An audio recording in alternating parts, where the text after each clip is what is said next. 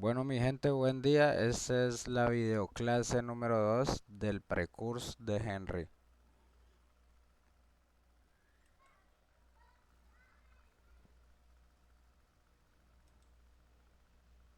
Bienvenidos y bienvenidas, chicos y chicas, a nuestra segunda clase de el Prep Course en vivo de Henry. El día de hoy, en la primera sesión, entonces vamos a primero hacer el code review o la práctica que idealmente ustedes debieron haber hecho para justamente llegar con sus preguntas y sus dudas el día de hoy.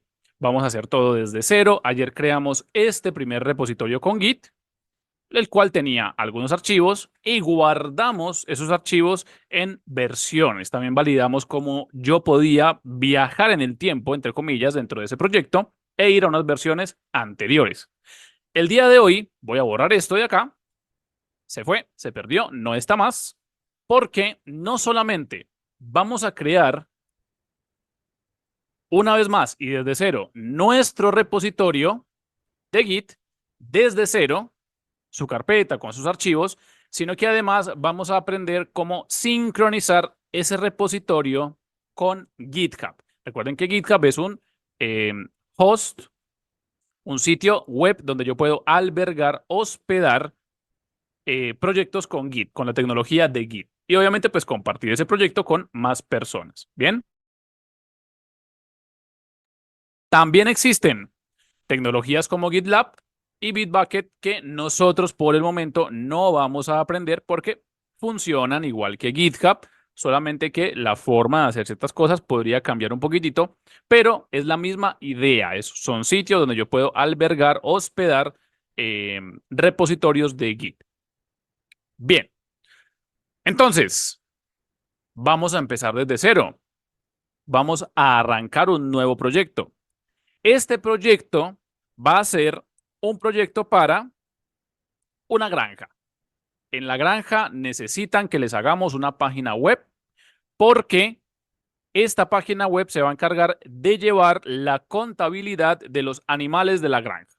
Bien, entonces, ¿cómo voy a empezar este proyecto? Bueno, primero creando una carpeta de proyecto, por supuesto, aquí está. Entonces, este es el proyecto de la granja de Camilo. Ahí está. Esta carpeta, recuerden, en sí misma no es un repositorio de Git. Yo tengo que decirle que sea un repositorio de Git. ¿Cómo hacíamos eso? Podríamos dar clic derecho sobre la carpeta y abrir con la cuarta opción, Open Git Bash Here, un nuevo Git Bash que me va a permitir a mí manipular la carpeta, porque ya estoy en el path. Recuerden que todo esto que encontramos aquí lo vamos a llamar el path de la terminal. Bien, entonces en este path yo ya estoy posicionado en OneDrive, mi escritorio y la carpeta proyecto de la granja de Camilo, esta carpeta de aquí. Perfecto. ¿Cuál era, les pregunto en el chat, el comando que me permitía a mí inicializar un repositorio? Init, dice Matías. Init. No. Ah, git init. Hay que seguir el comando completo. Bien. Git init. Perfecto. Inicializamos un repositorio y ahora esta carpeta que acabamos de crear es un repositorio de Git. ¿Qué cambió? Recuerden, ahora en el path va a aparecer esta palabrita mágica, main, que me indica que estoy en la rama de trabajo principal. ¿Sí? Si a ustedes, una vez más, les aparece la rama master, si a ustedes les aparece así, git branch-m master, si les aparece de esta manera, no se preocupen, pueden escribir el comando git branch para referirse a la rama. Luego, guión M para referirse específicamente a la rama principal, a la rama main o master, como quieran llamarla, pero es la rama principal. Y aquí eligen el nombre que le quieren poner. Recomendación, pónganle main. Bien. Y simplemente cambiamos esa palabrita de master a main. Listo. Perfecto. ¿Qué sigue dentro de mi proyecto? Ya es un repositorio. Ahora, agregar archivos. Entonces, En la granja de Camilo vamos a tener un primer archivo, un documento, que se va a encargar de hacerle seguimiento de la cantidad de vacas, por ejemplo. Entonces, el día de hoy, 10 de abril, este archivo en la granja hay 4 vacas. Ya está. Guardamos los cambios sobre el archivo. Perfecto. Creemos otro archivo, otros 2 archivos. Este va a ser el seguimiento de la cantidad de pollitos. Y aquí escribimos la cantidad de pollitos son 10. Guardo los cambios. Y ahora un último archivo, por ejemplo, seguimiento de la cantidad de, no sé, tengo muy poca imaginación, gente. ¿Qué más hay en una granja? Caballos, peces, chanchos, chanchos. Perfecto. ¿Cuántos chanchos tenemos? La cantidad de chanchos es 5, dice Valentina. Muy bien. Perfecto. Entonces, el proyecto, por el momento, tiene 3 archivos que tienen cada uno la cantidad de animales que hay el día de hoy, que pueden ir cambiando. Sí, pueden ir cambiando. Yo puedo agregar animales, puedo restar animales porque puedo vender, etcétera, etcétera, etcétera. Delfines. Oscar, no hay delfines en una granja latinoamericana, por lo menos, que yo sepa. Bien, entonces, ahora yo puedo ver el estado de este repositorio. Yo puedo, por medio del comando guide status, saber justamente qué está pasando en mi repositorio. Recuerden, la terminal me va a estar indicando todo el tiempo qué está pasando. Aquí me está diciendo, mira, en este repositorio, en la rama principal, no hay commits todavía, no hay versiones. Todavía no has guardado ninguna versión de este proyecto. Y hay archivos que no están siendo seguidos, ¿sí? Un track files, archivos que no tienen seguimiento, que son el seguimiento de la cantidad de chanchos, de pollitos y de vacas. También me dice, no hay nada agregado para ser comiteado. Bien, ¿qué significa esto? Que yo primero, recuerden, tengo que llevar los archivos a los que les quiero hacer seguimiento a el stage, a este espacio de espera, porque Git no es invasivo, no me dice, listo, agregas 3 archivos, entonces a los 3 vamos a hacerle seguimiento. Primero, git add, punto, como dicen en el chat, git add punto antes de hacer el commit. Agregué en este momento los archivos al stage. Vamos a limpiar esto. Git status. Ahora sí, tengo cambios que están esperando para ser comiteados, para ser guardados en una nueva versión. Bien. Entonces luego puedo hacer el git commit. Siempre recuerden el espacio "-m" en el commit para agregar el mensaje del commit, agregar el mensaje de lo que está pasando allí. Bien, entonces aquí el mensaje va a ser, agregué los primeros archivos al proyecto. Bien. Listo. Se hizo el commit. Recuerden que si ustedes es la primera vez que hacen un commit, les va a salir un mensaje aquí en la terminal que dice, tell me who you are. O sea, por favor dime quién eres tú para poder hacer ese commit.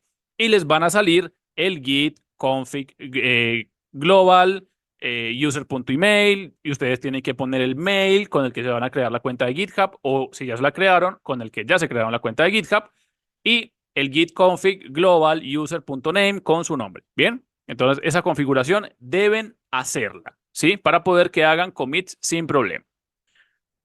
Y lo último que habíamos visto ayer es que con el comando git log yo podía ver justamente todas las versiones que iba creando de este proyecto. En este caso, el primer commit que acabo de crear es agregué los primeros archivos, el código del commit, el autor, o sea, yo, quien fue el que lo creó, y la fecha y hora cuando se creó.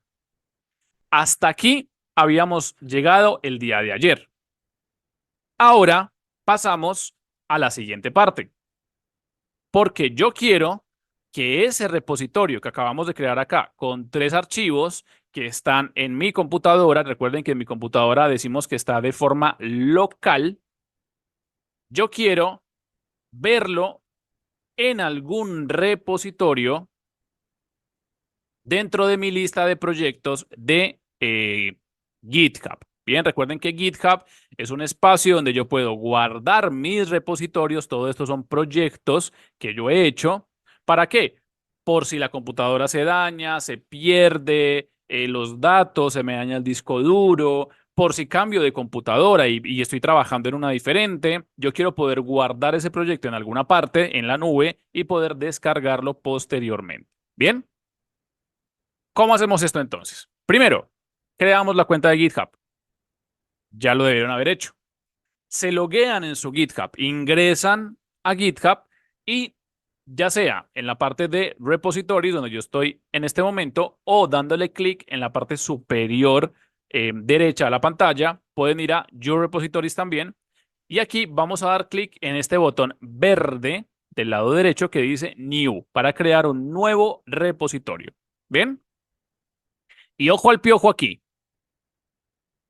con lo que voy a explicar porque voy a pasar un poco rápido. ¿Listo? Esto lo iremos practicando más adelante. Primero, las opciones que tengo son crear un repositorio a partir de un template. Esto casi nunca lo van a utilizar porque los templates que vamos a utilizar o que se utilizan en GitHub, por lo general los usan las empresas para replicar repositorios, etcétera, etcétera. Por ahora esto no necesitan saber cómo funciona, no se preocupen. El owner, aquí va a aparecer su perfil, ¿sí? Porque el dueño de este repositorio van a ser ustedes. El nombre del repositorio. Y aquí algo muy importante. Ayer les había mencionado que los usuarios de GitHub son únicos e irrepetibles, ¿sí? Únicos y detergentes. No se pueden repetir. No pueden haber dos gatitas sexy salvajes 666 en GitHub. No es posible. ¿Bien? Por cómo está configurado GitHub. Asimismo, dentro del perfil de Gatita Salvaje Sexy 666, solamente pueden haber repositorios con nombres únicos y detergentes. No se pueden repetir nombres en los repositorios. ¿Bien?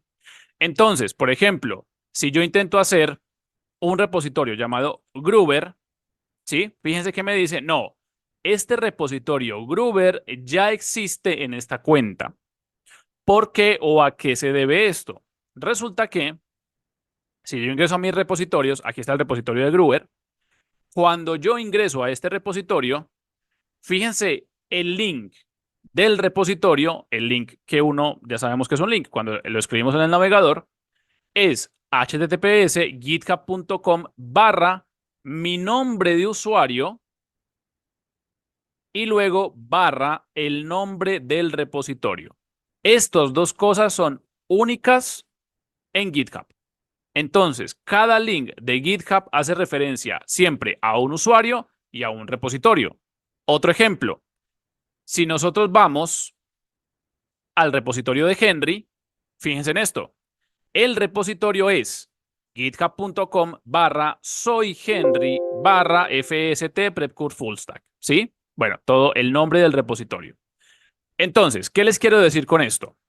Primero, bueno, no podemos crear dos repositorios con el mismo nombre y tampoco pueden haber dos personas con el mismo nombre en GitHub, porque si no, estos links no podrían ser únicos.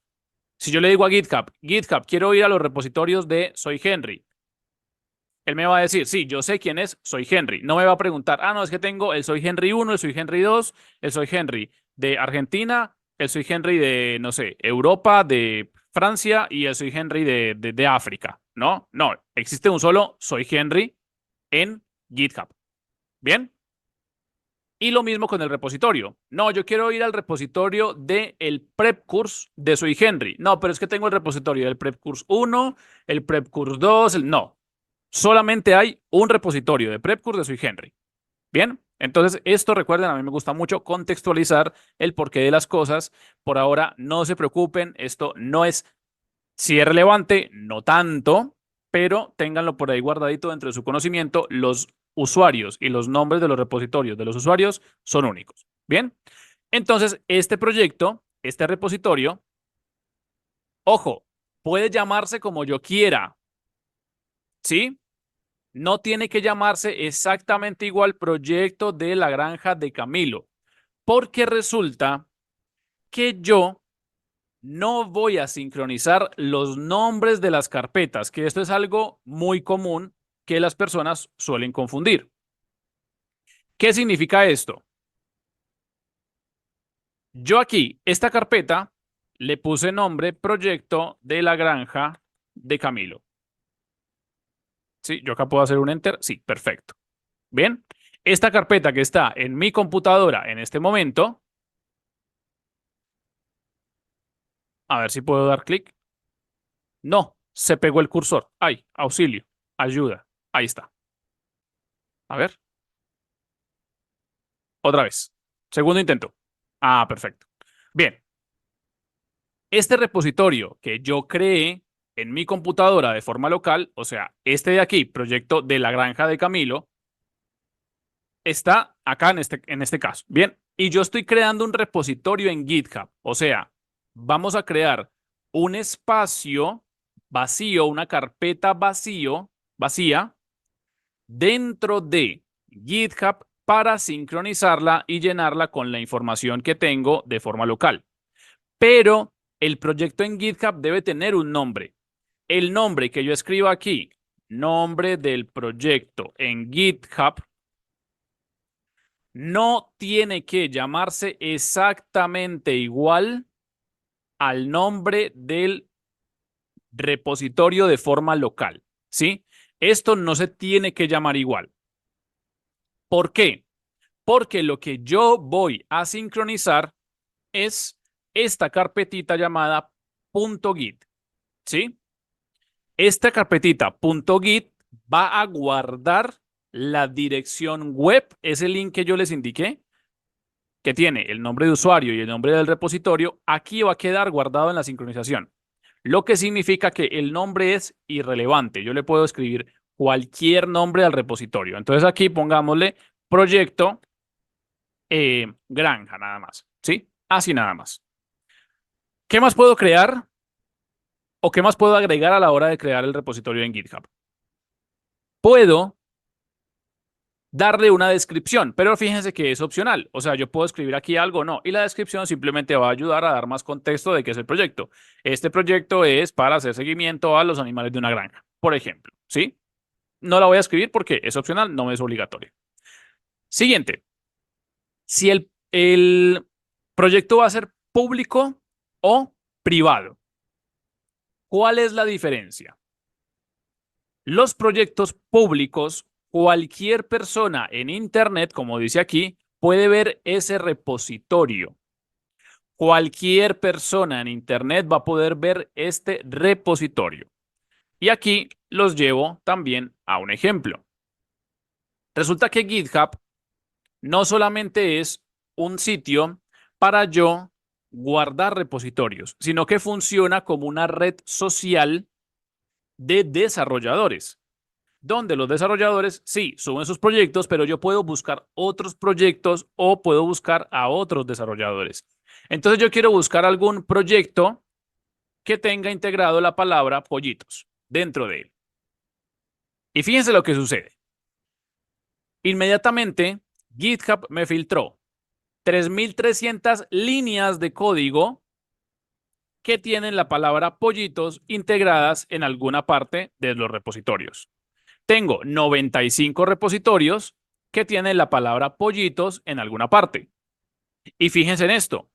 El nombre de usuario, Lenin Mariela Huanca Ticona, y el nombre del proyecto es Lenin Mariela Huanca.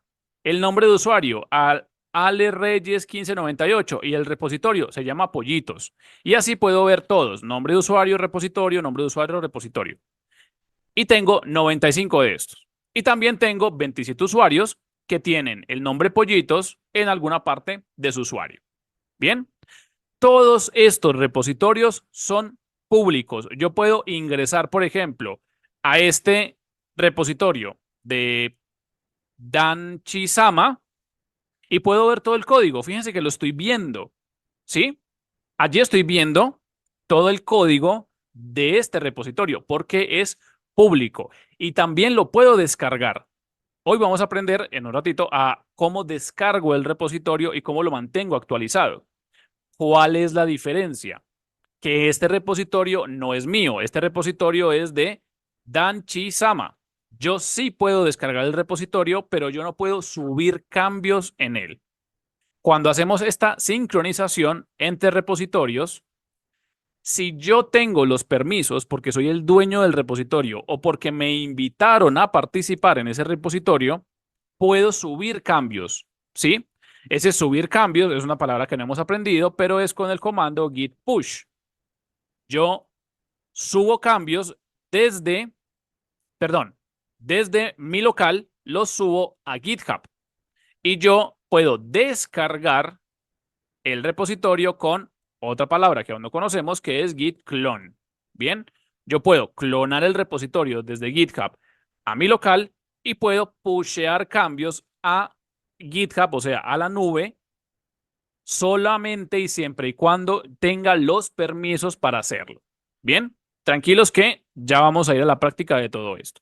Entonces, en conclusión, un repositorio público cualquiera lo puede ver, pero no cualquiera puede subir cambios a él. Solamente las personas que tengan los permisos y obviamente el dueño. Un repositorio privado, nadie puede verlo en Internet. Solamente las personas que fueron invitadas a ese repositorio. Bien, esa es la única diferencia. El privado, yo lo hago, yo puedo verlo, yo soy el dueño. Y si yo invito a Hugo, a Oscar y a Andrea, ellos lo van a poder ver, pero el resto no. ¿Listo? Entonces mi repositorio lo voy a dejar como público, no pasa nada. Y listo. Siguiente parte de la creación de repositorios en GitHub. Inicializar este repositorio con, y aquí me dice, agregar un README file. Por el momento no voy a agregarlo, pero luego en el code review del viernes les voy a mostrar que esta partecita es muy útil para saltarnos un par de pasos que vamos a ver más adelante. Sí, que es la sincronización. Si yo agrego el README file, les voy a mostrar cómo me puedo saltar la sincronización, pero se los voy a mostrar el viernes. ¿Listo? Entonces, por ahora no lo voy a mencionar, pero básicamente yo le puedo agregar un archivo llamado README file, que ustedes lo suelen ver y lo van a ver en muchos proyectos. Y es un archivo llamado readme.md. Por ejemplo, acá, en el repositorio de Henry, lo encontramos. Sí, es este archivo de aquí. Este de acá. readme.md. Es el que nos está preguntando GitHub si queremos agregar. ¿Sí? README file es este readme.md. No les voy a explicar por ahora para qué funciona, pero lo vamos a ver el próximo viernes. Bueno. Bien. Y luego agregar un git ignore. Esto lo vamos a aprender a hacer en el bootcamp, así que no lo voy a explicar ahora. Y la licencia también. No lo vamos a ver. La verdad, sé poco y nada de licencias. Aquí hay un montón de licencias de cómo se puede utilizar este código y tal, pero no las he utilizado. Esto siempre lo hacen otras personas, así que de lo que no sé, no lo toco. Lo dejo en none por ahora. Igual estamos aprendiendo, así que la parte de licencias no nos concierne en este momento. ¿Bien? Listo. Antes de darle clic al botón de crear, vamos a hacer una ronda de preguntas. Ahora entonces voy a dar clic en el botón de crear repositorio. ¿Listo? Y cuando le doy clic, fíjense en lo que sucedió. Esto es un repositorio sin información. ¿Bien? ¿Por qué les digo que está sin información? Porque fíjense lo diferente que se ve este repositorio a, por ejemplo, no sé, el repositorio de Gruber. Sí, fíjense cómo se ve el repositorio de Gruber y cómo se ve este otro repositorio. Se ven diferentes. ¿Por qué? Porque el repositorio de Gruber ya tiene un archivo README file, tiene por acá un archivo que se llama index.html, tiene por acá también algo llamado main. ¿Recuerdan el tema de las ramas? Bueno, aquí está la rama main, aquí me dice que hay una branch, o sea, una rama, por acá me dice que hay 5 commits, me dice hace cuánto se hicieron los commits, etcétera, etcétera, etcétera. ¿Listo? Pero acá no veo nada de eso. No está nada de eso. ¿Por qué? Porque lo que acabamos de hacer es esto de aquí. un espacio vacío en GitHub, que sí es un repositorio. En GitHub yo creé un repositorio. La diferencia es que este repositorio en GitHub todavía está vacío y yo tengo que lograr tomar estos archivitos y llevarlos, una copia de ellos, llevarla hasta GitHub y meterla ahí. Y eso es lo que vamos a hacer a continuación. El propio GitHub me da tres maneras de hacer esto. La primera, la segunda y la tercera. Bien, tengo tres formas de subir información que ya tengo de forma local a GitHub. La primera, bueno, esta la voy a pasar un poco rápido porque ya fue lo que hicimos. Cuando me dice haz eco, numeral, proyecto granja, readmemd, lo único que me está diciendo es, mira, créate una carpeta llamada proyecto granja y créale un archivo readmemd. ¿Sí? Básicamente es, crea una carpeta y ponle un archivo. Eso ya lo hicimos de forma local. Creamos la carpeta y tiene archivos adentro. Luego me dice, entonces acá pongamos un tick porque esto ya está. Luego me dice, git init. Ah, ¿qué hacía git init? Inicializa un repositorio de forma local. De forma local. Esto también ya lo hicimos. Luego me dice, haz un git add del readme.md. Pero recuerden que git add es para yo agregar archivos al stage para guardarlos en una versión. Esto también ya lo hicimos. No con un archivo readme.md, pero sí lo hicimos con otros archivos. Sí, fue lo que hicimos acá, antes de hacer el commit. Esto también ya lo hicimos. Luego me dice, haz un git commit -m y bueno, me dice que ponga el texto first commit. En este caso, recuerden, yo ya hice un commit con los archivos que tengo de forma local. Entonces, este paso también lo hicimos. ¿Sí? Ahora, cuando yo hago git branch-m mayúscula main, ¿qué era lo que estaba haciendo? En el chat les pregunto, ¿qué hacía git branch-m mayúscula main? ¿Cambiaba la rama? ¿Cambiaba la raíz? Cambiaba el nombre. Bien, cambiaba el nombre, no cambiaba la rama. ¿Listo? Cambiaba el nombre de la rama raíz o de la rama principal. Sí, tal cual. Perfecto. Entonces, ya sabemos que aquí, y recuerden, aquí la recomendación de GitHub es que el nombre de la rama principal se llame main. Entonces, esto también lo hicimos. Fíjense que ya hicimos un montón de cosas del paso número 1.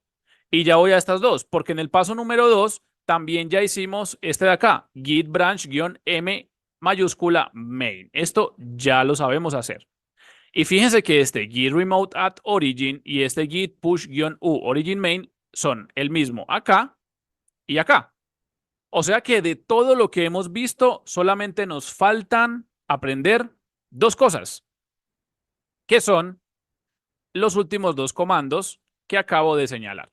Bien, entonces, ¿qué hacen estos comandos? El git remote at origin, todo esto de acá, lo que hace es que le dice a la carpetita .git, recuerden la carpeta que yo tengo aquí, esta carpeta .git, lo que le estoy diciendo es, mira, te voy a agregar el origen del repositorio en GitHub. O sea, ¿a dónde te voy a sincronizar? Y fíjense la dirección del repositorio donde vamos a sincronizar.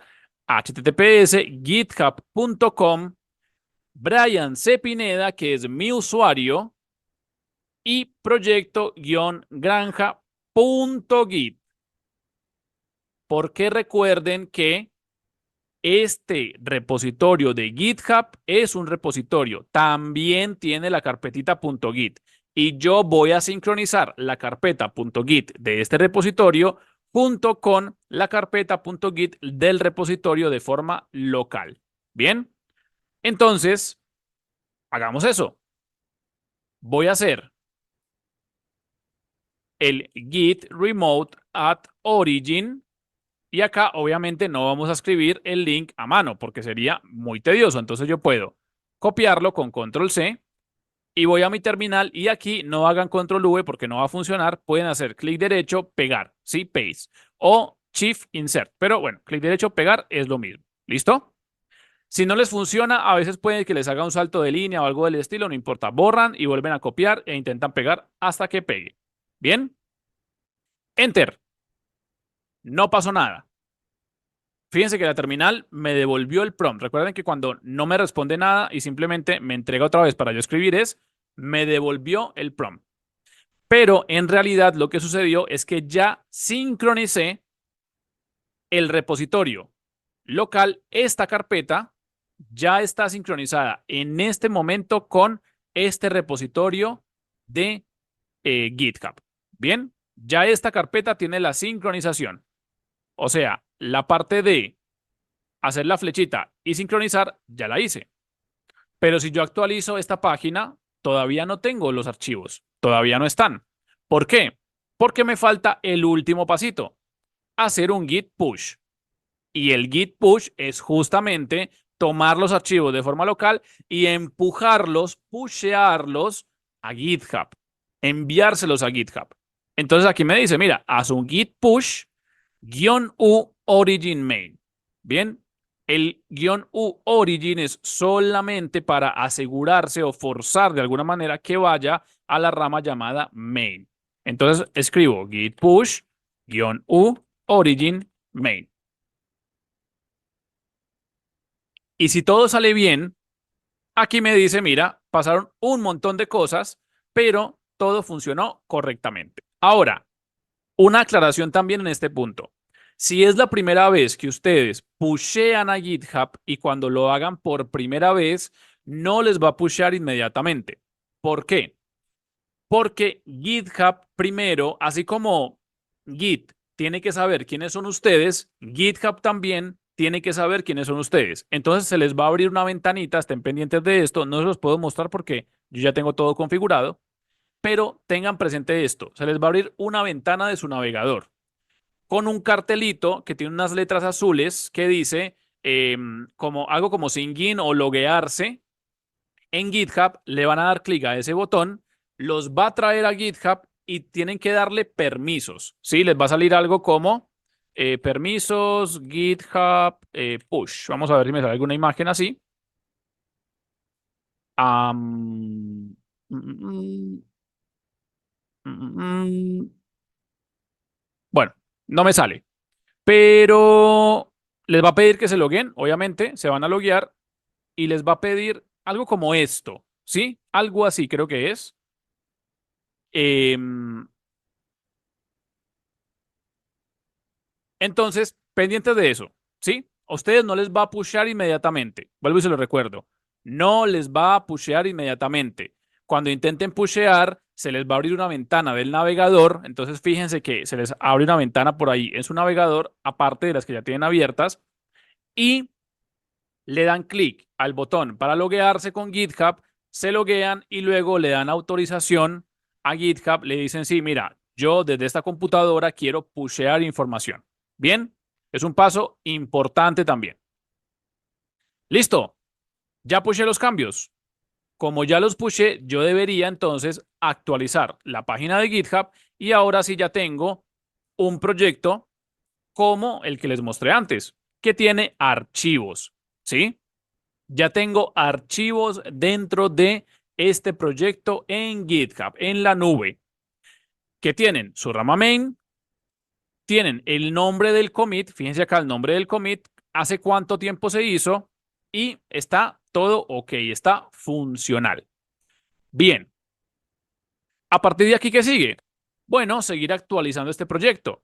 ¿Qué pasa si, por ejemplo, pasó una semana? Bueno, la cantidad de chanchos, no sé, disminuyó porque vendimos 3. Entonces ahora tengo 2 chanchos. Perfecto, guardo los cambios. La cantidad de pollitos aumentó porque nacieron más. Entonces ahora tengo 15 pollitos. Listo, perfecto.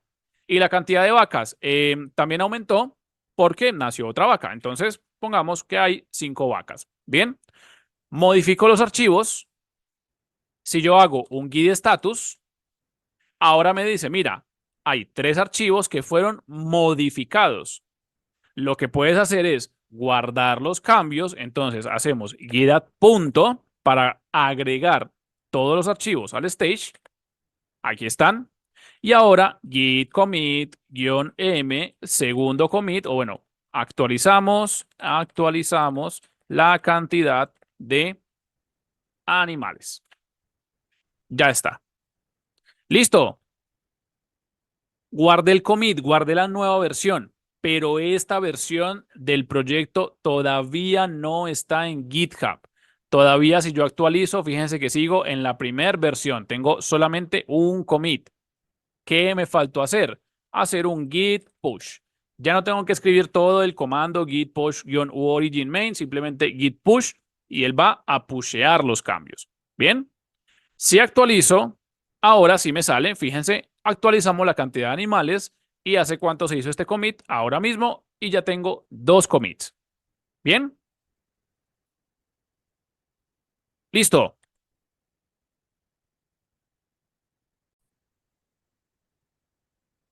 Ahora, entonces, vamos a simular ya la última parte de este code review y obviamente esa explicación con GitHub. Voy a simular que yo perdí mi trabajo o me cambié de computadora o lo eliminé sin querer de la computadora o vino el gato, se paró en el teclado y me borró todo. ¿Sí? Se perdió mi trabajo del proyecto de la granja. Ya no está. Caput. Se fue. ¿Sí? Ya no está. Entonces, yo necesito seguir trabajando, porque mi jefe me dijo, Camilo, necesitamos facturar, necesitamos seguir traqueando, sabiendo cuántos animales hay en la granja. Ah, tranquilo, jefe, no se preocupe. Yo le tengo el repositorio guardado en GitHub. Y él me dice, no, no, pero en GitHub no me sirve. Yo necesito los archivos en la computadora para seguirlos editando, seguirlos trabajando, etcétera. Perfecto, no hay ningún problema. Lo que vamos a hacer es en nuestro escritorio o en cualquier parte de su computadora, si quieren guardar en documentos o en una carpeta que se llame proyectos, donde quieran guardarlo.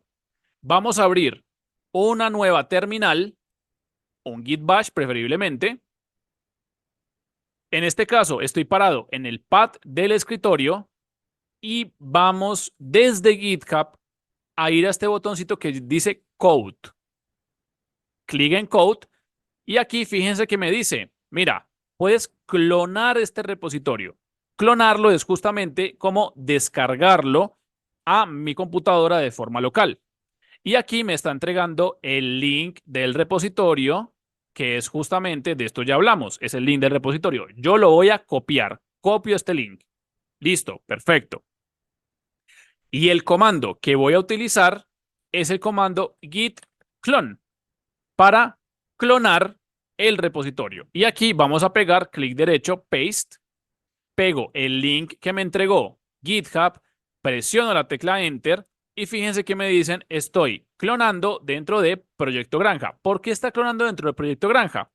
Porque resulta que este comando automáticamente acaba de crear en mi computadora, en mi escritorio, en el pad donde yo cloné, una carpeta. Él crea la carpeta primero y luego le agrega todos los archivos que necesita o los que yo tengo en GitHub. Entonces fíjense que está la carpetita .git que habíamos sincronizado y están todos los archivos del seguimiento de chanchos, de pollitos y de vacas que habíamos creado. Y ahora lo único que me resta es abrir el archivo, la carpeta, perdón, abrir los archivos, seguirlos modificando, sigo modificando, guardo los cambios del archivo y ya puedo ingresar a la carpeta del proyecto por medio de cd, recuerden, change directory, proyecto granja, ahí ya tengo la palabrita main, o sea, ya estoy dentro del proyecto y si hago un git status, puedo ver que modifiqué el seguimiento de la cantidad de chanchos, entonces vuelvo a hacer todo el proceso, git add, punto, git commit, -m minúscula, mensaje del commit, actualicé el archivo de chanchos. Y por último, si ya quiero pushear estos cambios, recuerden que no tengo que pushear siempre, pero si ya quiero pushear, git push. No tengo que volver a hacer el proceso del git remote at origin, ni todo lo que hicimos antes, porque cuando yo clono un repositorio, ya es un repositorio de GitHub. Ya es un repositorio de Git. Si yo actualizo los cambios, ya tengo 3 commits.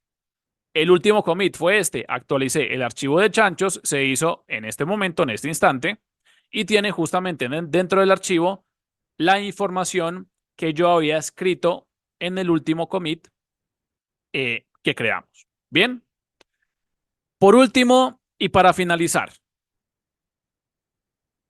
ya terminamos este proyecto, el proyecto se acabó y ya no quiero tener el proyecto granja dentro de mi listado de repositorios, por lo que sea. Bueno, dentro de el repositorio puedo ir al apartado de settings, aquí en la tuerquita, y al final de la primera opción de acá, que es la opción general, puedo ir y buscar la opción Delete this repository para eliminar este repositorio de una vez y forever. Entonces acá me pide que por favor escriba esto si estoy seguro. ¿Por qué me piden o por qué me hace tantas validaciones? Porque después de que yo borre el repositorio no hay forma de recuperarlo. Bien, entonces mucho cuidado con hacer esto. Vale. Y ahí quedó eliminado entonces el repositorio. ¿Listo? Ya no está más. Obviamente yo lo tengo de forma local y si quisiera sincronizarlo con GitHub, tengo que volver a crear el repositorio vacío de GitHub y hacer el git remote at origin que vimos anteriormente. ¿Bien? Perfecto. A continuación, les voy a explicar cómo descargar el repositorio de Henry para que en el espacio del receso ustedes lo tengan ya a la mano. ¿Bien?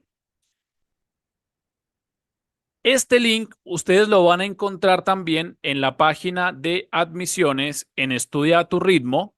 Van a poder encontrar el link de el repositorio en la parte de la homework, pero en esta homework no era, perdón, era en esta de acá. Acceso al repositorio.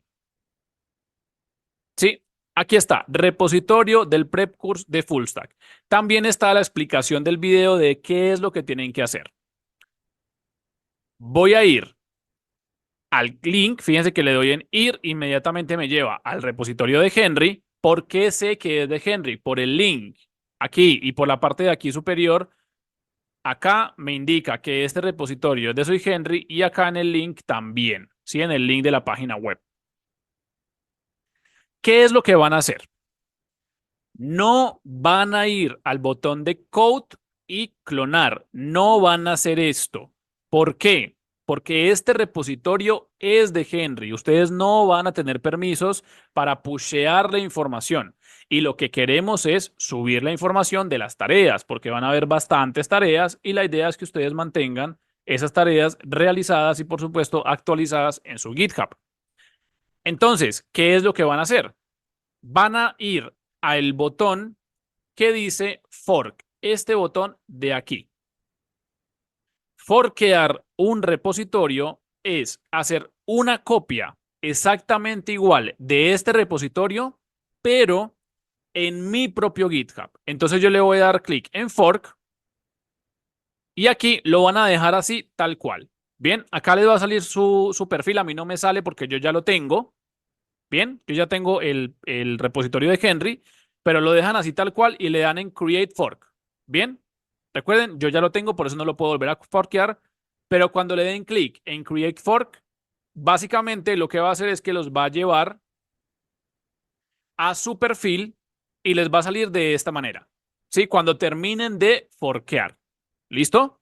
Les va a salir su perfil y les va a salir la palabrita aquí abajo, forked from, soy Henry, y el nombre del repositorio desde Henry. Y este repositorio lo clonan. O sea, este repositorio, si le dan clic al botón de code, copian el URL, vienen al escritorio, abren un Git Bash, se aseguran de estar en el escritorio o en la carpeta donde ustedes quieran clonar el repositorio de Henry y escriben el comando entonces git clone y pegan la dirección. Sí, fíjense que aquí me pasó lo que les decía, a veces no copia correctamente, entonces vamos a volver a copiarlo y a insertarlo, ahí está, perfecto. Y enter. Bien, y acá me dice fatal el destination path, o sea, en el escritorio ya hay un directorio, o sea, ya hay una carpeta que se llama FST Prep Course Full Stack y no está vacío. ¿Por qué es esto? Porque yo ya tengo el repositorio. Sí, pero a ustedes les debería clonar sin problema. Bien, listo. Pauso la grabación. Vamos entonces con nuestra clase de HTML, segundo día de Prep Course. Y el día de hoy, la intención es entender qué es HTML, conocer algunas etiquetas de HTML. Obviamente vamos a saber qué son las etiquetas, cómo funcionan, con qué se comen, qué es lo que hacen y aplicarlas, por supuesto, a una página web, ¿sí? A la base de una página web. Bien. Entonces, primero, ¿qué es HTML? Antes de empezar, antes de ir al grueso, ¿qué es HTML en sí? Bueno, resulta que cuando hablemos de HTML, vamos a hablar de las siglas, o más bien lo que representan las siglas es Hypertext Markup Language, o conocido como HTML, es un lenguaje de marcado para crear páginas web. HTML no es un lenguaje de programación. Esto debe quedar siempre muy claro. Nosotros con HTML no estamos programando a priori, no estamos programando. Bien, entonces, quiero profundizar un poco más sobre esta idea de lo que es HTML. Primero, dijimos que las siglas significan Hypertext Markup Language. Sí, obviamente eso está en inglés. Y dijimos también que esto es HTML y que HTML no es un lenguaje de programación. Bien, muy importante. Ahora, ¿qué significa entonces el Hypertext Markup Language? ¿Qué significa esto y qué significa esto de acá y qué significa esto de acá? Bueno, resulta que cuando nosotros hablamos de un lenguaje de marcado de hipertexto traducido al español, hablamos de la siguiente idea. Primero, lenguaje. ¿Qué es un lenguaje?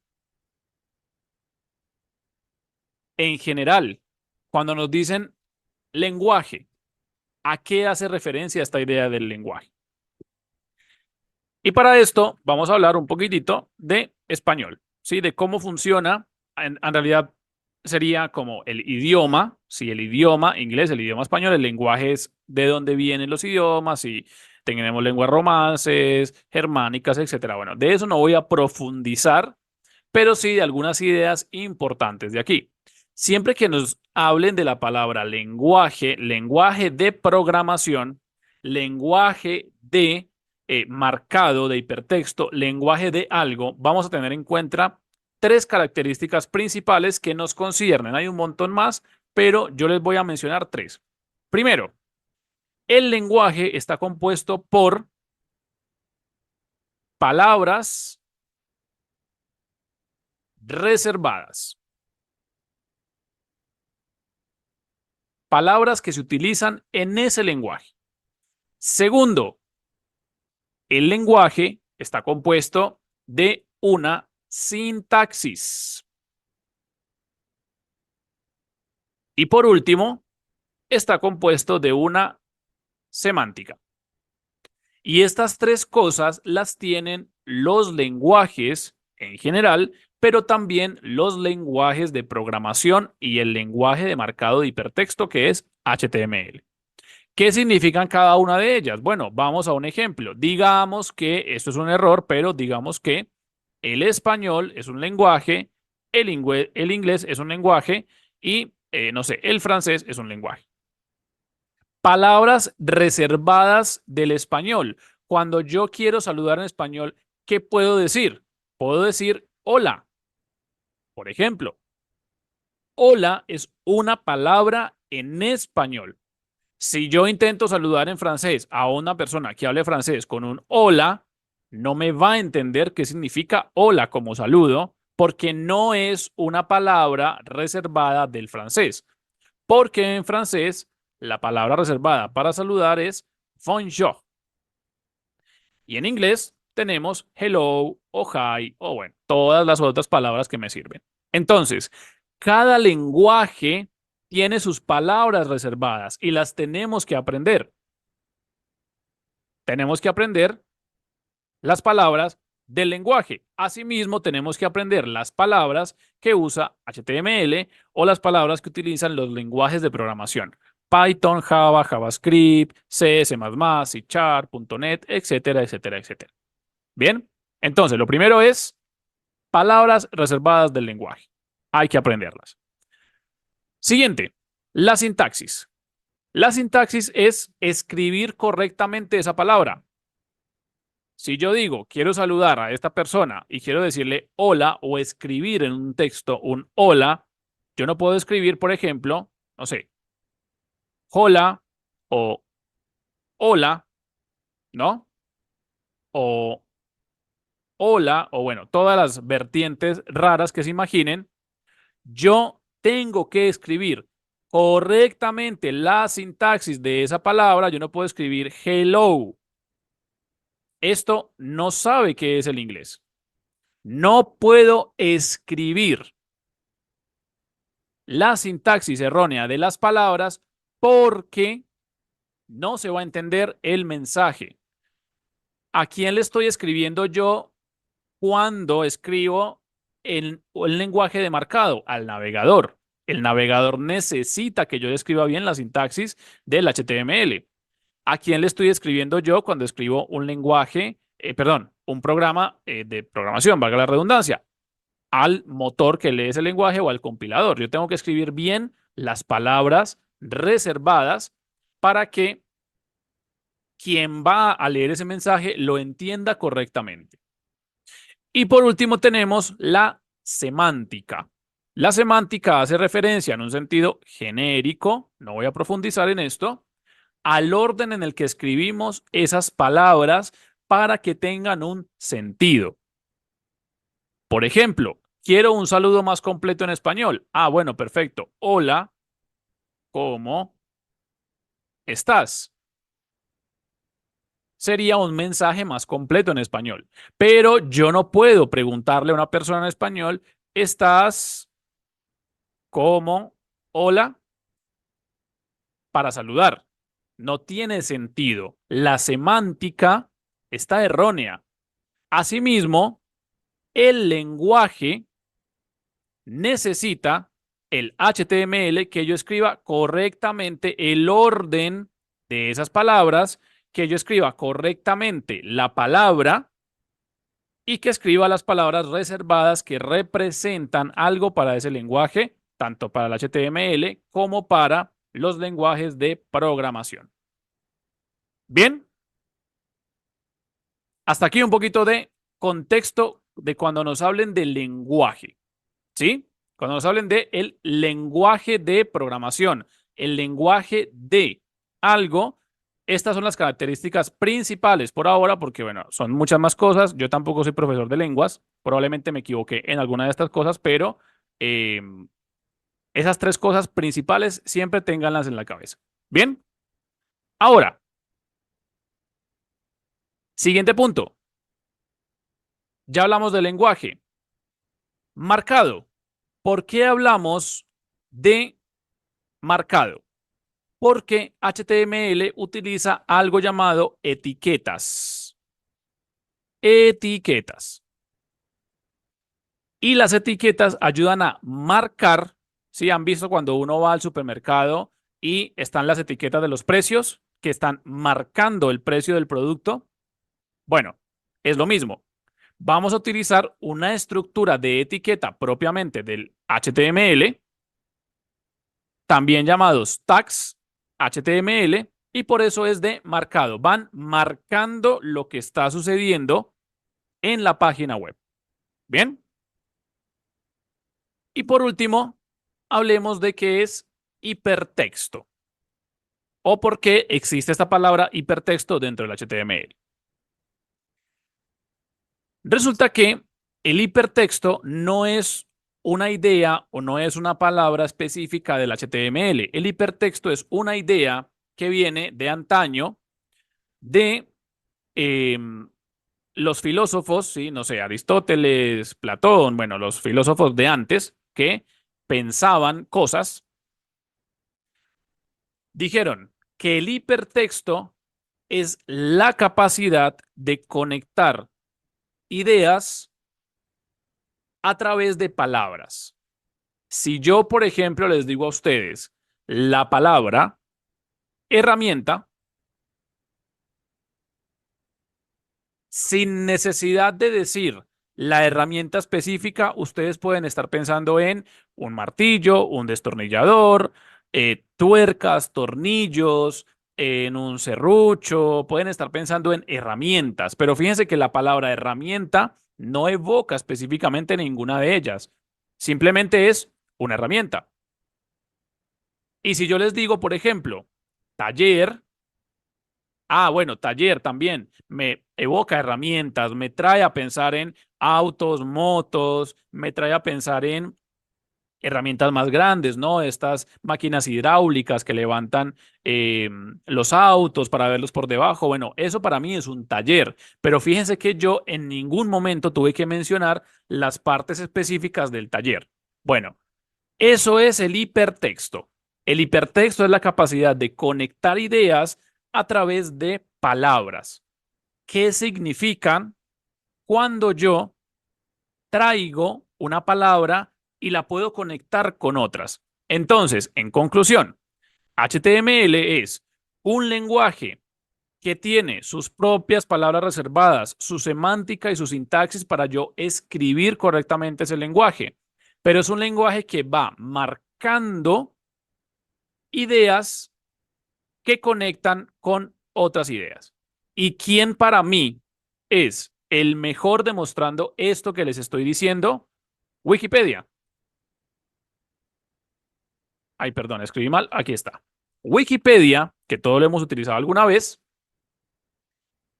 está hecho con HTML. Por supuesto, la programación está hecha con HTML, pero fíjense, el arte público de Barcelona, el conjunto de monumentos y esculturas al aire libre de Barcelona. ¿Pero qué es Barcelona? Barcelona es una ciudad española. ¿Y qué significa española? Española o España, formalmente Reino de España, es un país soberano. ¿Y qué significa un país soberano? Fíjense cómo voy conectando ideas a través del hipertexto. Por eso HTML es un lenguaje de marcado de hipertexto. El hipertexto evoca justamente cómo yo puedo conectar ideas con otras a través de las etiquetas que vamos a aprender a utilizar. Bien, listo. Hasta aquí, ¿por qué HTML se llama HTML? Bien.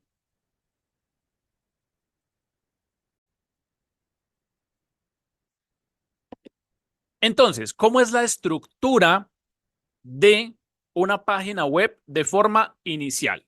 Vamos a verla a continuación.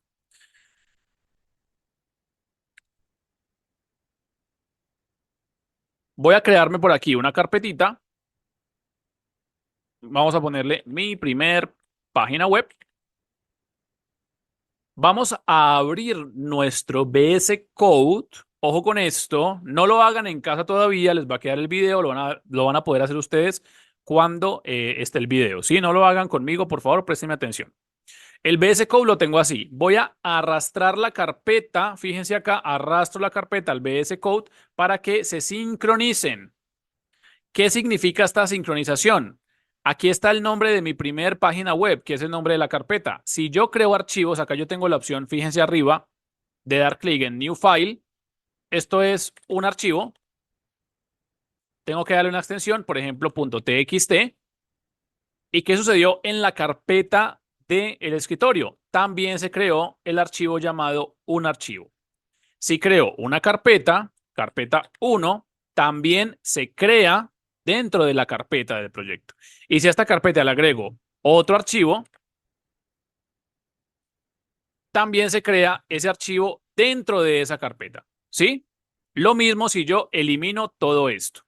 Si yo elimino esto con el botón de suprimir y elimino esto con el botón de suprimir, todo se va a eliminar de esa carpeta. Entonces, a partir de este momento, siempre vamos a utilizar Visual Studio Code en nuestros proyectos. Creamos la carpeta, la arrastramos al Visual Studio Code para que se sincronicen y vamos a trabajar con Visual Studio Code.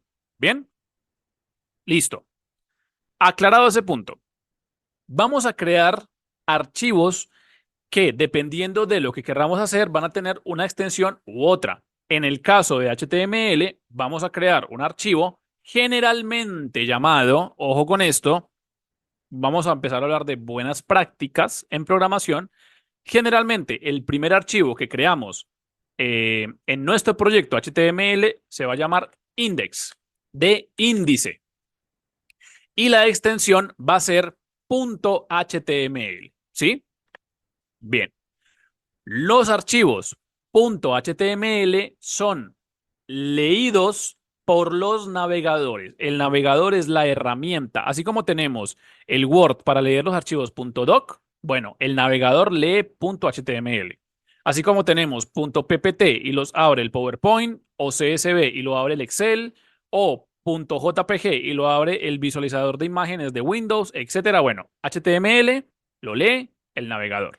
Si yo ahora voy a la carpeta del proyecto, fíjense que yo estoy utilizando Microsoft Edge. Aquí les va a salir el logo de su navegador predeterminado, Google Chrome, Brave, Opera, el que utilicen. Si yo le hago doble clic, se me va a abrir una página en blanco. Esta página en blanco es mi página web, la que estoy creando aquí. ¿Bien? Listo. Hasta acá creamos un archivo index.html, fuimos a la carpeta del proyecto, le dimos doble clic para abrirlo, se abrió automáticamente mi navegador, que es el que puede leer estos archivos con extensión .html. Y ahora sí, vamos a empezar a armar la estructura básica de un archivo HTML. Primero, las etiquetas se escriben con un símbolo de apertura que es el menor que, y cierran con el mayor que. Y aquí en el medio va el nombre de la etiqueta, ¿sí? Recuerden, las etiquetas son palabras reservadas de HTML. La primera etiqueta que voy a escribir es la etiqueta que le indica al navegador, porque, dicho sea de paso, cuando el navegador abre esta hojita HTML, lo único que está haciendo o lo que va a hacer es leer todo este código de arriba a abajo y de izquierda a derecha, empezando por la línea de código 1, luego la 2, la 3, la 4, etcétera, que se van a ir pintando aquí en mi Visual Studio Code. ¿Bien?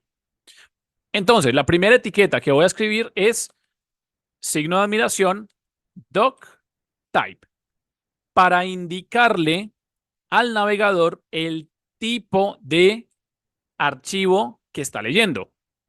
Y aquí vamos a hablar algo muy rápidamente. Este es el nombre de la etiqueta y yo, en medio de las etiquetas, puedo escribir algo llamado atributos.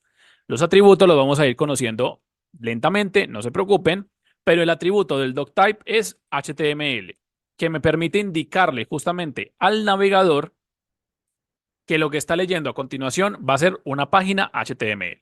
¿Bien? Vale. Aclaraciones importantes.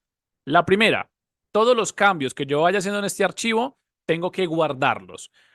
Si yo no tengo los cambios guardados, me va a salir este símbolo blanco aquí arriba en el Visual Studio Code. ¿Cómo guardo los cambios? Con la combinación de teclas Control S, fíjense que ya se desapareció el botoncito blanco, la combinación de teclas Control más S para guardar.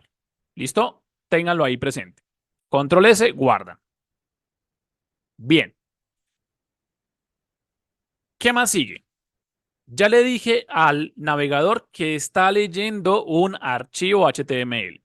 Ahora voy a utilizar la etiqueta HTML, que es una etiqueta. Fíjense que tengo dos tipos de etiquetas.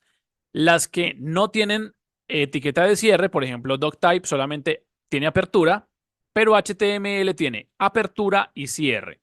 La etiqueta de cierre también funciona, como habíamos visto.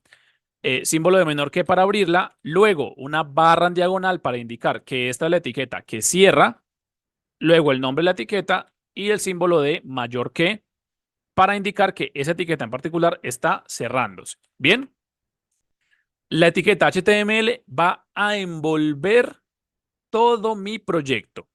¿Sí? Yo aquí tengo que escribir el resto de lo que va a ser mi página web. Y la página web, a su vez, dentro de la etiqueta HTML, tiene dos partes principales: la cabeza y el cuerpo. Literalmente, el head, fíjense que el head tiene etiqueta de apertura y de cierre, y el body tiene la cabeza y el cuerpo. Cuando hablamos del head, estamos hablando de, imaginémonos una persona. Cuando hablamos del head, hablamos del cerebro de la página web. ¿Qué significa el cerebro? El cerebro es lo que le va a indicar al navegador la información adicional que necesita para funcionar la página web. Pero esta parte del head yo no la voy a ver en la página web. Es una parte que va a estar invisible, ¿sí? No se ve aquí. Todo esto que vemos en blanco, yo le llamo el lienzo. Es como literalmente eso, un sitio donde yo puedo pintar, ¿sí? Un lienzo para yo pintar mi página web. Bueno, la parte de el head yo no la voy a poder ver en la página web, en el lienzo, porque va a contener toda la información adicional que le ayuda al navegador a entender mejor lo que está pasando. Por eso se llama head y hace referencia como al cerebro de una persona. Mientras que el body, que es el cuerpo de la página web, yo todo lo que escriba acá, todo lo que escriba aquí, se va a poder ver. Bien, si yo guardo los cambios, recuerden, guarden los cambios y actualizo la página para que tome los cambios que ya guardé, fíjense que está el texto que acabo de escribir. Mientras que lo que yo escribo en el head no lo voy a poder ver. Bien, actualizo la página y aquí, si bien estamos viendo lo que se escribió en el head, ¿sí? Fíjense, lo que yo escribo en el head no lo voy a poder ver, lo estamos viendo, es porque estoy utilizando simplemente texto plano. Pero ya vamos a ver que las etiquetas que van dentro del head le van a indicar al navegador información que necesita para funcionar. Mientras que en el body sí voy a empezar a escribir la información que yo quiero mostrar. Entonces, para cerrar esta idea, yo debo escribir la etiqueta HTML, que es la que va a encapsular toda mi página web. Pero a su vez tengo dos etiquetas principales, el head y el body. En el head yo le voy a indicar al navegador toda la información necesaria para que la página web funcione mejor. Ya vamos a ver qué información vamos a agregar allí. Y en el body voy a escribir toda la información que quiero que se vea en la página web. Bien, esas son las dos ideas principales respecto al body y al head.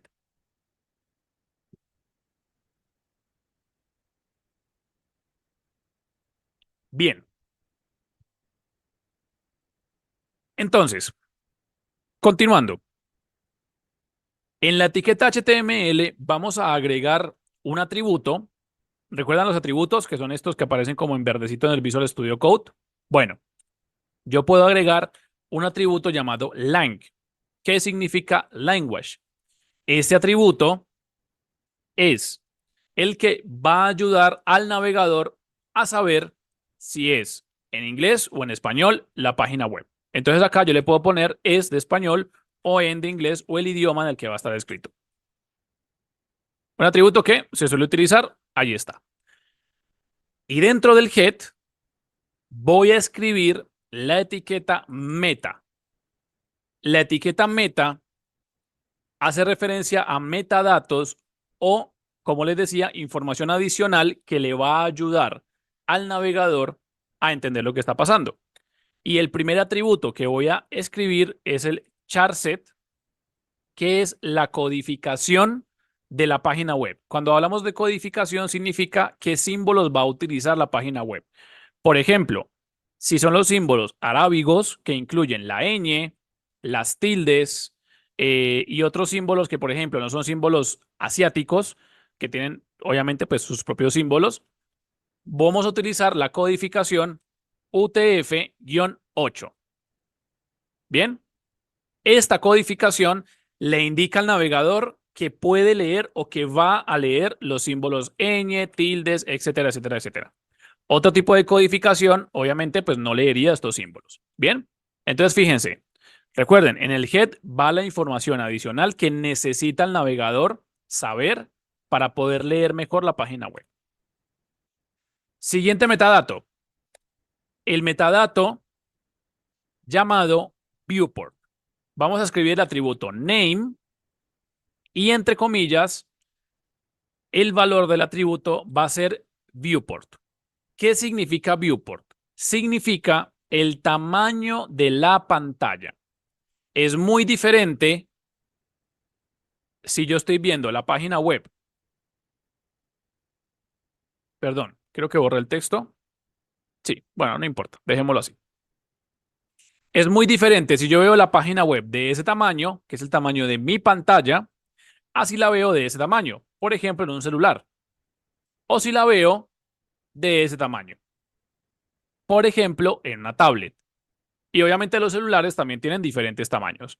Entonces, este metadato de nombre, name, viewport, hace referencia al navegador y le dice al navegador, mira, el tamaño del viewport sobre el que vas a estar pintando la información va a ser el siguiente.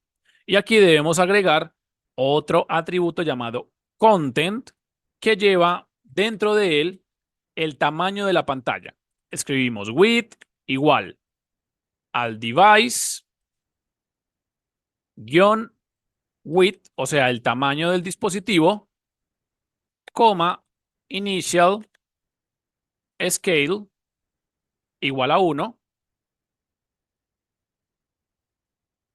1.0 y creo que hasta ahí. Sí, hasta ahí. Perfecto. Entonces, de esta forma, toda esta línea de código, ¿qué es lo que le está diciendo al navegador? Tienes que estar todo el tiempo pendiente del tamaño de la pantalla. Porque si el tamaño de la pantalla cambia, yo quiero que la información se muestre de otra forma.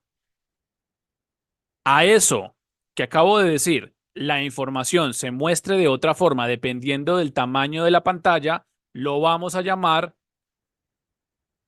responsive design, ¿sí? O diseño responsivo, porque las páginas web no se van a ver siempre igual si la pantalla cambia su tamaño. Por ejemplo, vamos a la página de admisiones.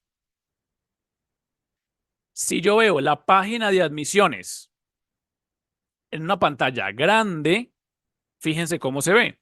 Pero si yo ahora la veo desde, por ejemplo, una tablet que es más o menos rectangular, así y así, fíjense que si la pantalla se va volviendo más pequeña, en algún punto los elementos van a empezar a redistribuirse, ¿sí? Súmate a la comunidad. si yo la veo desde un celular más o menos de ese tamaño, ya no está aquí, está por aquí abajo. Bien, entonces, este diseño que cambie dependiendo del tamaño de la pantalla significa o hace referencia al diseño responsivo o responsive design. Y lo que le permite al navegador saber el tamaño de la pantalla todo el tiempo es este metadato viewport con el contenido que le dimos acá. Bien. Y por último, existe también un metadato adicional que es el title. Cuando hablamos del title, se refiere a el nombre que va a tener la pestaña de nuestra página web. Entonces, aquí va el nombre de la pestaña. Bien. Si yo actualizo, fíjense que ahí me cambió a el nombre de la pestaña. Entonces ya saben que aquí se llama Scala Draw o que aquí se llama Prep Course, guión, clase 2, HTML. Viene porque así le pusieron el título a esa página web. Sí, ese es el title. Bien. Y hasta aquí armamos la estructura base de una página web. Pero ustedes no se tienen que aprender nada de esto. No tienen que aprendérselo de memoria. El que está ahí anotándolo en el cuadernito o en el blog de notas o tomando foto, todo eso, tranquilos, no se lo tienen que aprender. Simplemente pueden escribir en el Visual Studio Code, signo de admiración, enter, y el Visual Studio Code automáticamente les va a armar toda esta estructura. Camilo, ¿y por qué entonces nos explicaste paso a paso todas esas estructuras y con un solo botón la podías armar? Porque ustedes como desarrolladores no necesitan aprenderse nada de memoria, necesitan entender lo que está pasando, necesitan saber qué significa meta, qué significa head, qué significa HTML, lang, en. Y ese es mi trabajo. Darles el contexto de todo esto, porque si yo simplemente les digo, bueno, acá hacemos signo de admiración, enter y empezamos a escribir etiquetas, no tiene sentido. Bien, listo. Hasta aquí la estructura básica. Nos queda todavía camino por recorrer. Entonces, los elementos de HTML o los tags o las etiquetas HTML vienen un montonazo diferentes. ¿Dónde las pueden encontrar? En esta página web de W3 Schools pueden encontrar aquí en esta sección de la izquierda todas las etiquetas HTML. Pueden seleccionar alguna y pueden ver qué hace esa etiqueta. Un ejemplo, la definición del uso y cuáles son los navegadores que pueden utilizar esa etiqueta. Entonces, les comparto esta página para que la tengan por ahí, para que la chusmen. Yo no les voy a enseñar todas las etiquetas, chicos, porque son un montonazo y no tiene sentido. ¿Sí? Recuerden, los desarrolladores no nos aprendemos las cosas de memoria. Sabemos preguntar, sabemos buscar información y sabemos a dónde queremos llegar. En eso siempre les voy a insistir. Allí tiene la página, se las acabo de enviar. Pero lo que sí me interesa mostrarles es entonces algunos tipos de etiquetas. Por ejemplo, etiquetas de formato. Tenemos etiquetas que me van a ayudar a formatear el código, perdón, el texto, pero más que formatearlo, me van a ayudar también a darle un significado. Todos los headings, por ejemplo, o todos los títulos que van desde el H1 hasta el H6. H2, 3, 4, 5 y 6. Y aquí vamos a cambiar esto. 3, 4, 5 y 6. Ahí está. El H1 es el título de la página. El H2 es el subtítulo de la página. El H3 es el subtítulo de la página. Y así sucesivamente con el resto de los headings, ¿sí? La idea es poder utilizar estas etiquetas de la mejor manera para yo poder, y aquí les entrego otra palabra importante, maquetar correctamente la página web. Cuando hablamos de maquetado, hablamos de la estructura HTML, ¿sí? Todo lo que estamos escribiendo acá, pero hacerlo bien. No vamos a escribir etiquetas por escribir. Por ejemplo, el H1 es el título de la página. Yo no debería tener más de un H1 en una página web. Los H1s son el título de la página. No debería tener 3 H1s porque no puedo tener 3 títulos en una página web. El título es el título. ¿Quieres representar otro título importante de la página web? Utiliza otro de los headings, pero no vamos a utilizar siempre H1. ¿Sí? Entonces, el HTML va a darle forma al esqueleto. Por ejemplo, en la construcción de una casa, el HTML es toda la estructura de la casa.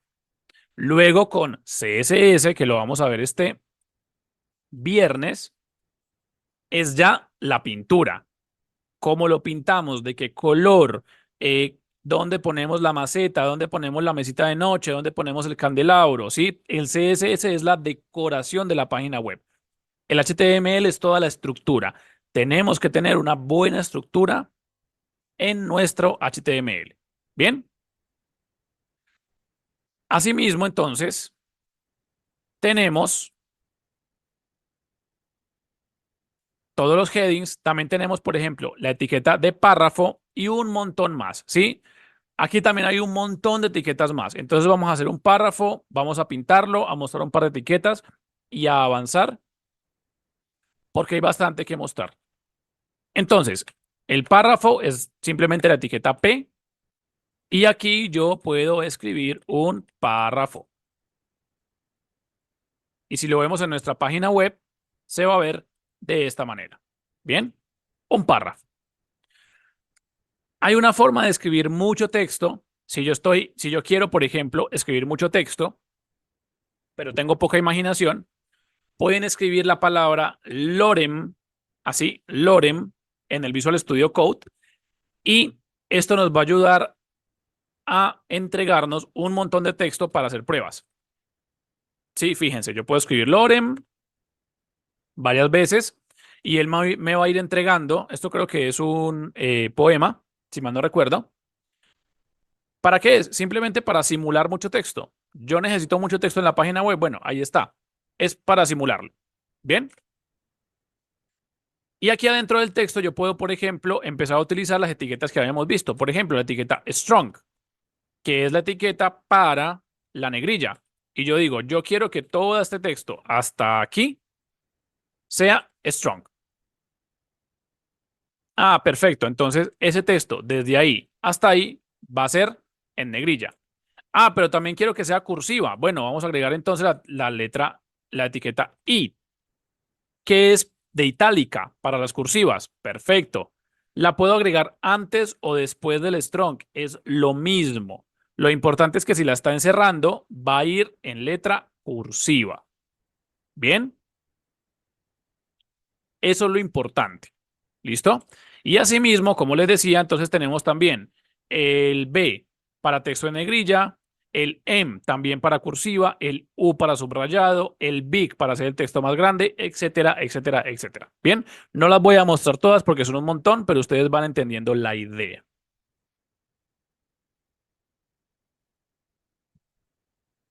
Siguiente, etiquetas de contenido. Las que acabamos de ver fueron etiquetas de formato. Me ayudan a darle formato al texto. Las etiquetas de contenido me ayudan a agregar contenido a la página web. Por ejemplo, imágenes, por ejemplo, links o inputs para que el usuario final, o sea, las personas que utilicen la página web, puedan escribir en ellas. Aquí tenemos un par más, ¿sí? Acá tenemos algunas, el OL, el UL, el LI, etcétera, etcétera, etcétera. No las voy a mostrar todas, pero sí, por ejemplo, utilicemos las que vemos acá, la imagen, el ancla para los links y podemos utilizar los inputs para mostrar un par. ¿Bien? Entonces, agreguemos una imagen a la página web. ¿Cómo lo puedo hacer? La etiqueta IMG es una etiqueta de solamente apertura, no tiene apertura y cierre. Y lo que me pide son los atributos source, que vendría a ser el recurso, o sea, de dónde viene la imagen, que yo la puedo descargar y sumarla. No lo voy a hacer ahora, lo voy a hacer el viernes en el code review. O también puedo buscar la imagen en internet. Entonces, no sé, busquemos imagen de un taller, por ejemplo, es una página de un taller. Entonces, imagen, taller de mecánica. Imágenes. Esta, por ejemplo. ¿Qué voy a hacer yo? Voy a copiar, no a copiar la imagen. No voy a copiar la imagen. Voy a copiar la dirección de la imagen, el link, ¿sí? La opción que dice Copy Image Link. Cosa de que yo pueda copiar ese link en el navegador y cuando lo abra vea la imagen en el navegador. Bien, porque eso es lo que vale el navegador, la imagen. Yo no puedo copiar la imagen, copio el link. Bien.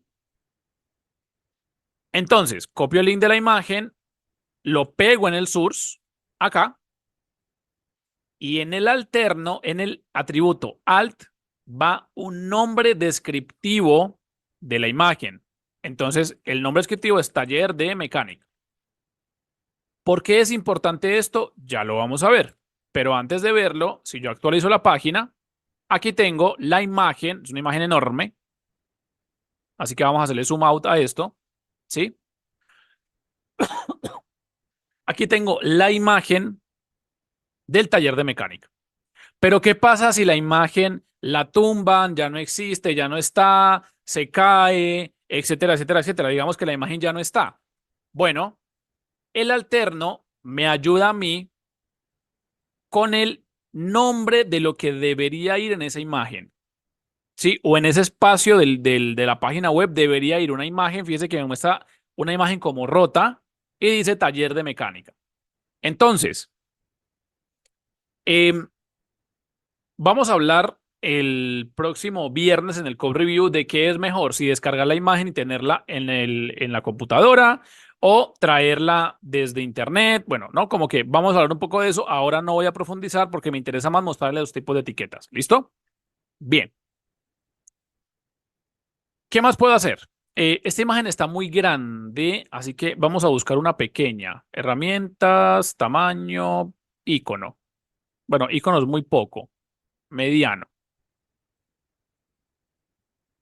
Esta es de 700, a ver. No, esta es de 1000. Pongamos esto. Copy image link. Lo llevo a mi código en el source. Pego el link de la imagen. Y vamos a ver si esta no es muy grande. Sí, está mejor. Ahí está, mucho mejor. Más pequeñita. Perfecto. Bien. ¿Qué más quiero hacer? Pongamos por aquí arriba un ancla. La etiqueta A hace referencia a ancla. Y el ancla es lo principal de esta idea del hipertexto, que es yo poder conectar justamente con una palabra. Aquí yo puedo escribir hacia dónde voy a conectar. Entonces, por ejemplo, yo voy a ir a Google. Y el href hace referencia a la referencia o a dónde quiero ir por medio de esta ancla. ¿Sí? ¿Qué significa esto? Yo puedo decirle, mira, quiero ir a la página https://google.com. Y de esta forma es que se crean los links, básicamente. Entonces, aquí tengo el link de Google. Se llama Google porque yo le puse Google, ¿sí? Pero puedo poner ir a Google, por ejemplo. Bien, fíjense, el texto cambia. Si yo le doy clic, me lleva o me debería llevar a Google. Bien, ahí está. Pero salí de mi página web y eso no es una buena experiencia de usuario, que ya vamos a ir hablando lentamente de qué es experiencia de usuario y qué es interfaz de usuario. No, yo quiero que cuando le den clic a este link, los lleve a una nueva pestaña. Para eso tenemos los atributos, que no vamos a hablar de un montón porque son un montón de atributos, pero acá podemos utilizar el atributo target y el valor --blank para indicarle al navegador que cuando le den clic a este ancla, a este link, abra una nueva pestaña, perdón, no actualicé, abra una nueva pestaña y yo pueda seguir manteniendo mi página web. ¿Listo? Y esas son pequeñas variaciones que ustedes van a ir conociendo a lo largo de su experiencia. Cuando vayan trabajando, van a ir conociendo todas estas pequeñas cosas. Chicos, es un montón de información. No se vuelvan locos a querer comerse el mundo desde ya.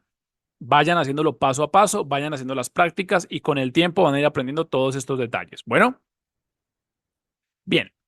Y por último, les quiero mostrar la etiqueta input.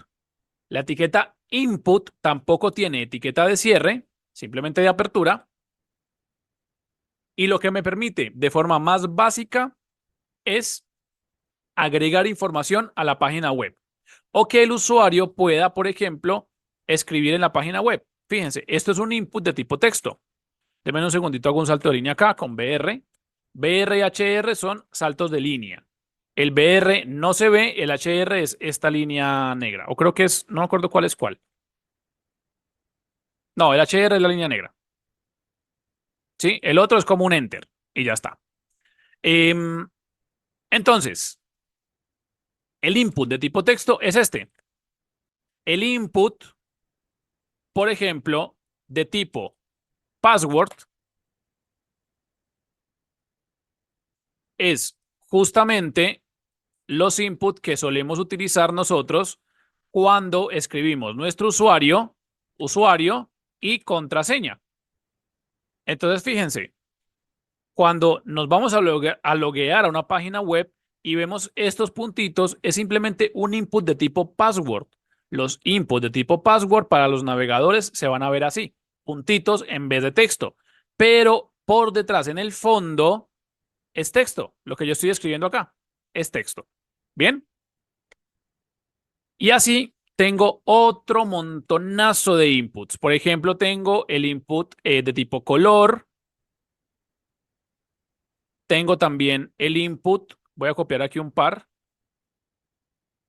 Así y así. No sé, tengo el de fecha. Tengo el de name, el de nombre. No, perdón, number, el de número. Y un montón más. No los voy a mostrar, chicos, porque de verdad son un montonazo. Entonces, el de color. Yo puedo seleccionar un color. Cualquiera. ¿Sí? Ahí está. El RGB y selecciono un color. El de fecha, puedo seleccionar cualquier fecha, ¿sí? Aquí tengo todos los meses, tengo los años, entonces fíjense que esto son cosas que creo que ustedes han encontrado en páginas web. Un calendario para elegir una fecha, listo, acá la selecciono. El de tipo number, no puedo escribir texto, solamente puedo escribir números, pero además puedo darle a todos estos un min, que es el número mínimo, por ejemplo, el 5, y un max, el número máximo, el 10. Entonces le digo a este input, mira, no puede recibir menos de 5 y más de 10. ¿Sí? No puedo subir de 5 ni bajar, perdón, bajar de 5 ni subir de 10. ¿Sí? Entonces, hay un montón de variaciones y hay un montón de etiquetas también que, como les digo, van a ir aprendiendo con el tiempo. Por último, vamos a hablar de las etiquetas de bloque. Las etiquetas de bloque son etiquetas que no se ven en la página web, así como las que hemos estado haciendo, los headings, el párrafo, el ancla, la imagen, los inputs. Estas etiquetas no se ven, pero son las etiquetas, diría yo, incluso más importantes a la hora del maquetado, de la estructura de la página web, porque me van a ayudar justamente a definir la estructura, y estas dos estructuras que les estoy mostrando son por lo general estructuras recomendadas y que utilizan los desarrolladores, que utilizamos los desarrolladores de forma genérica. Entonces, el header, la etiqueta header va en la parte de arriba de la página web y va a contener generalmente el logo de la página web, la barra de navegación, que también tiene una etiqueta de nav, etcétera, etcétera, etcétera. ¿Cómo es una estructura usual con las etiquetas de bloque? Primero vamos a comentar todo este código. Para comentar mucho código en el Visual Studio Code, seleccionan todo el código y hacen la combinación de teclas Control más K más C de comentar. Y para descomentar, Control K U. ¿Listo? Ahí se los dejo. Anótenselo, tomen un screen, practíquenlo. Ahí está. Bien. ¿Cuál es la forma convencional de organizar la estructura de una página web? En la parte superior va a ir el header, no el head, porque el head es para los metadatos. El header. Y el header suele contener, no siempre, pero por lo general contiene el logo, que suele ser una imagen. Sí, aquí iría el logo, por ejemplo, y suele contener la etiqueta nav para una barra de navegación. Luego, tenemos la parte del header, el encabezado. ¿Qué sigue? El main, la parte principal. La parte del centro, el cuerpo de lo que va a ser la estructura de la página. Y dentro del main vamos a agregar generalmente secciones, section, y dentro de cada section artículos, article. Puedo tener uno o varios artículos y puedo tener una o varias secciones. También para estas estructuras que van a la izquierda o a la derecha como menús, podemos utilizar la etiqueta aside para todas las partes que van a los lados de la página web. Y luego en la parte final de la página web, en el pie de página, vamos a utilizar la etiqueta footer. Bien, para el pie de página. ¿Listo? Entonces, fíjense que esta estructura yo no la veo en la página web. No la veo. En principio es como que no está, no existe. Pero en realidad está allí todo el tiempo. Y es lo que le va a ayudar, al navegador a entender mejor dónde están ubicadas las cosas de la página web. ¿Sí? ¿En qué parte? ¿Listo? Entonces, maqueten correctamente, denle una buena estructura a la página web. Esto es muy importante. ¿Por qué lo menciono? Porque hay una última etiqueta de estas de como contenido, que es una, no, bueno, hay más, pero hay una etiqueta muy utilizada que es el div. ¿Qué pasa con el div? El div es una etiqueta muy cómoda porque es como una caja vacía. ¿Sí? El div es una caja vacía. No representa en principio nada dentro de la estructura. Es un comodín. ¿A qué me refiero con comodín? Lo vamos a ver cuando veamos la parte de CSS, sobre todo, y cuando hagamos el ejercicio, yo les voy a hacer un ejercicio completo de maquetación, lo más completo posible, ¿sí? Y ahí vamos a ver por qué el div es un comodín y por qué siempre les voy a reiterar esto, no lo utilicen por utilizarlo, porque ustedes se van a encontrar páginas web hechas de esta forma.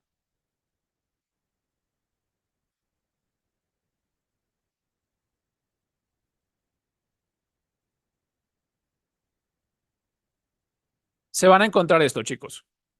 Div, div, div, div, div, div, div. Yo como desarrollador vengo y veo una página web llena de div y no entiendo qué está pasando. ¿Por qué? Porque claro, no se ven, yo veo son los elementos. Pero si yo voy a una página como Mercado Libre y me dicen, mira, hay que integrar en la página de Mercado Libre un botón nuevo. ¿En qué parte? En el header. Ok, en el header. Yo sé que el header es la parte superior de la página web. Yo sé que el header debería estar por acá. Y que el header contiene, por ejemplo, la barra de navegación que está por acá. Y que contiene una barra de búsqueda. Y contiene el logo de la empresa. Y por acá le agregaron también la dirección donde vivo yo. Quien quiera visitarme, ahí está mi dirección. Y además agrega información adicional. Perfecto. Pero si todo esto son div, yo digo, ¿y dónde agrego el botón? No, en la barra de navegación. ¿Y dónde está la barra de navegación si no la encuentro, si todos son div? Todo esto de acá son div. Div, div, div, div, div. ¿Cómo hago para encontrar la información? Entonces, maqueten correctamente, chicos. ¿Sí? Ese es el mensaje también, uno de los mensajes principales de la clase de hoy. No hagan esto. Queda súper feo. Y es un trabajo mal hecho. ¿Bien? Vale. No me puedo devolver. Se me colgó el control Z. A ver. Sí, se me colgó. Bueno, no importa. Bien, entonces, les... Listo.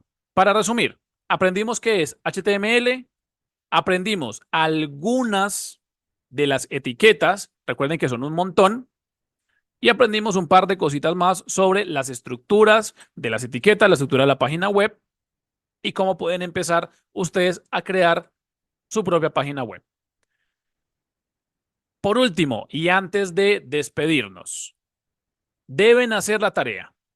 ¿Cómo hacen la tarea? Es una pregunta que se suele hacer mucho. Voy a cerrar este Visual Studio Code, voy a cerrar esta página web y esto de aquí ya lo voy a eliminar. Bien. Préstenme especial atención en este punto, por favor.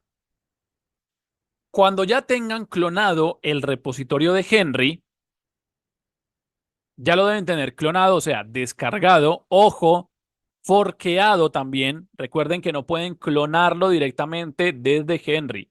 No lo vayan a clonar directamente desde Henry. Deben clonarlo desde su propio espacio de GitHub. Primero forquean y luego clonan desde su GitHub. Desde aquí lo clonan. Bien, desde el suyo de cada uno de ustedes. Bien.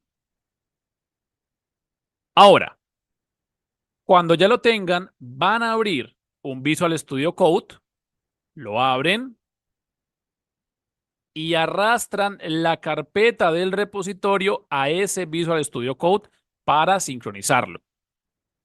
Después de que se sincronice, ustedes probablemente no vean estas carpetitas así y estos botoncitos así, no lo van a ver como yo, porque yo tengo una extensión para que esto se vea así, luego se las paso, no se preocupen.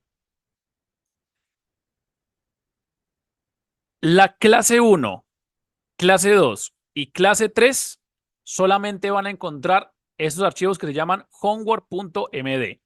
Si ustedes le dan clic a ese archivo, un clic normal, va a abrir esto, un código raro que no se entiende del todo. No lo van a hacer así.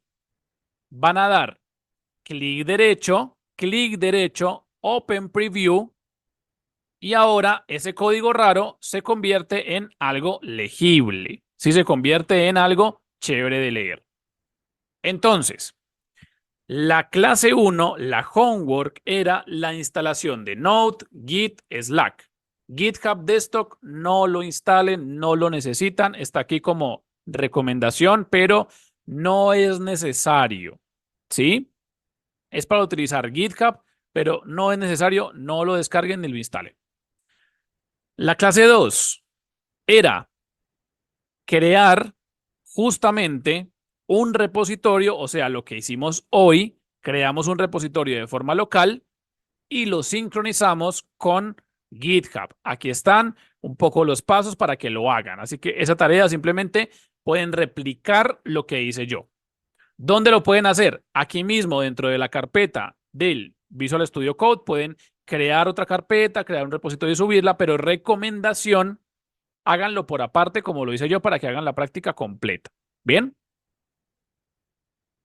Y la clase número 3, la que acabamos de tener, si ustedes abren con Open Preview el homework.md, no es más que crear un archivo HTML con su estructura básica y empezar a agregar elementos para que vayan jugando con las etiquetas HTML, pero además también la idea es que sumen a ese repositorio que crearon en la clase número 2 este archivo HTML y lo puedan pushear y verlo en su GitHub. Sí, esa es la intención también de esa tarea. Yo, el viernes, voy a hacer un ejercicio de HTML más completo que el que hay acá. Aquí hay un ejercicio básico. Yo voy a hacer un ejercicio más completo y luego vamos a ver la clase, la lecture de CSS, que sería la clase número 4. Bien, entonces, hasta aquí sería la clase del día de hoy. Pauso la grabación.